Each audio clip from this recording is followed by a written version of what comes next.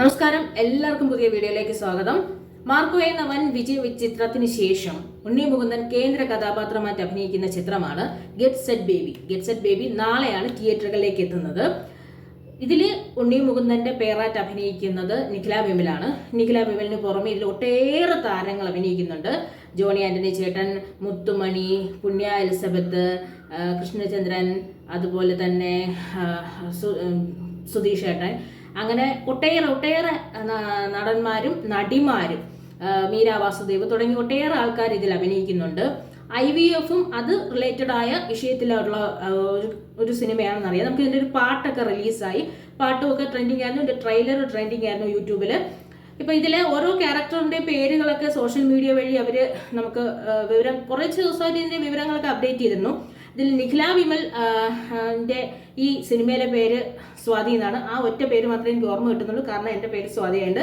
അപ്പോൾ ഈ കാലഘട്ടത്തിൽ നിലനിൽക്കുന്ന ഒരു എന്താണ് പറഞ്ഞ IVF എന്താണ്, അതിൻ്റെ ഈ സർഗോട്ടി എന്താണ് എന്നൊക്കെ മനസ്സിലാക്കുന്ന തരത്തിലുള്ള തീമിന്റെ സിനിമയാണെന്നാണ് ഇവരുടെ ടീം പറയുന്നത്. ചിത്രം കണ്ടു കഴിഞ്ഞാൽ മാത്രമേ നമുക്ക് അതിനെക്കുറിച്ചുള്ള വിവരങ്ങൾ മനസ്സിലാവുള്ളൂ. ചിത്രം എന്തായാലും ഒരു നർമ്മ പ്രാധാന്യമുള്ളതാണെന്ന് നമുക്ക് മനസ്സിലാവുന്നുണ്ട്. മെയിൽ ഗൈനക്കോളജിസ്റ്റ് ആയിട്ടാണ് ഉണ്ണി മുകുന്ദൻ ഇതിൽ വരുന്നത്. ഇതൊരു കഫേ എന്തോ നടത്തുന്ന റിലേറ്റഡ് ആയിട്ടുള്ള ഒരാളായിട്ടാണ് നിഖിലയും ഇതിലേക്ക് വരുന്നത്. പിന്നെ അതിൽ ഒരുപാട് സുരഭി ലക്ഷ്മി ഉണ്ട്.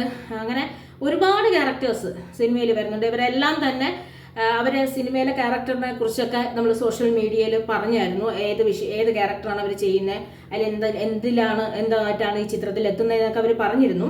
എന്തായാലും ചിത്രം നാളെ തിയേറ്ററുകളിലേക്ക് എത്തുകയാണ്. അപ്പോൾ തിയേറ്ററുകളിലേക്ക് എത്തുമ്പോൾ ഈ വിഷയം എന്താണെന്ന് എന്താണ് പറയുക, ചർച്ച ചെയ്യപ്പെടേണ്ട ഒരു വിഷയം വളരെ ഭംഗിയായ രീതിയിൽ അവതരിപ്പിച്ചിരിക്കുന്നുവെന്ന് ഇതിലെ എല്ലാ കാസ്റ്റ് ആൻഡ് ക്രൂവും നമ്മളോട് പറഞ്ഞു.